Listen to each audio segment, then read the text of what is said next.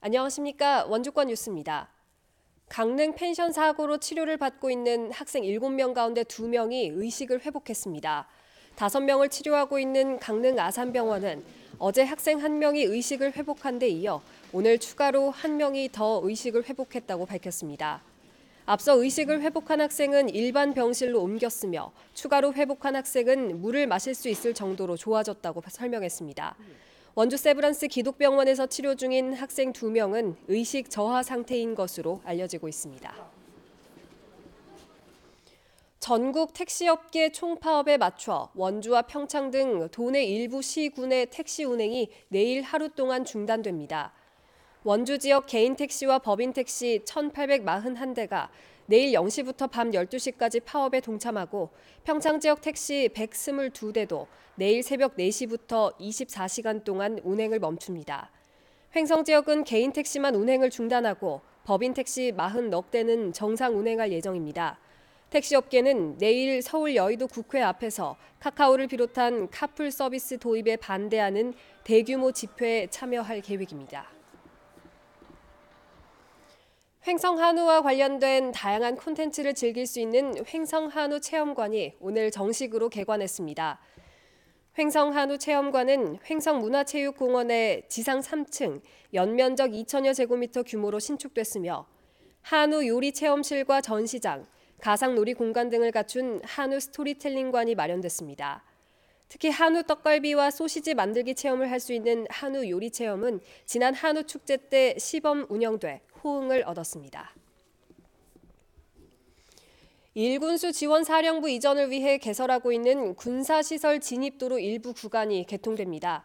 원주시는 109에 해당하는 대명원 앞 원문로에서 만종 1, 2 중앙선 철도 교량까지 길이 400m, 왕복 6차로 구간을 내일 오후 2시부터 개통한다고 밝혔습니다.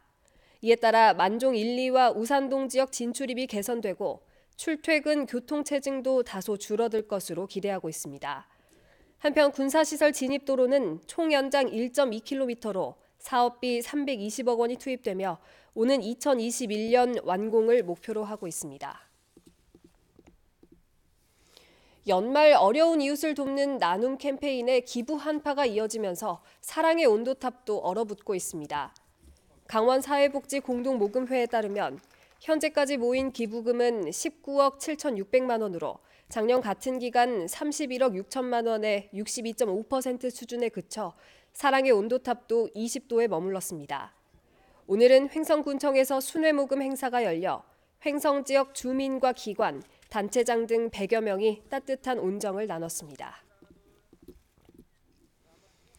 공군 제8 전투비행단장의 이취임식이 오늘 비행단 기지 강당에서 열렸습니다. 제27대 단장으로 취임하는 박창규 준장은 공군사관학교 38기로 공군교육사령부 기본군사훈련단장을 지냈습니다. 박창규 신임 단장은 군 본연의 임무와 역할을 잊지 않고 확고한 대비태세로 중북부 최전방 영공 방위에 최선을 다할 것이라고 취임사를 밝혔습니다. 전임 단장인 김정태 준장은 공군 작전사령부 참모장으로 자리를 옮깁니다. 한강 상류 지역 물 문제 해결을 위한 상생협의회가 발족했습니다. 원주지방환경청은 오늘 원주 인터블고 호텔에서 강원도와 충청북도 등 지자체와 물 관련 전문기관, 민간단체, 학계 전문가 등 10명의 대표자를 위원으로 위촉하고 상생협의회 발족식을 가졌습니다. 상생협의회는 한강 상류와 도암호 유역의 흙탕물 저감, 영동 지역 물 부족 문제 해소, 광역상수원인 충주댐 수질 확보를 3대 중점 과제로 선정하고 실무적인 논의를 추진해 나갈 계획입니다. 상생협의회는 정부의 물관리 담당이 환경부로 일원화되면서 처음으로 구성됐습니다. 횡성군이 추진하고 있는 아동 친화도시 조성을 위한 백인 원탁토론회가 오늘 횡성군 실내체육관에서 열렸습니다. 원탁토론회에는 학생 81명과 성인 19명, 전문 조력자 등이 13개 모둠으로 분류돼 아동 친화도시 조성을 위한 놀이와 여가, 참여와 시민권, 안전과 보호 등 유니세프가 지정한 6가지 영역에 대한 토론을 벌였습니다. 토론회에서는 주민의 공감대를 형성하고 도출된 의견을 바탕으로 기본 방향을 도출해 아동 친화 도시 조성 4개년 계획에 반영할 계획입니다. 뉴스를 마칩니다. 고맙습니다.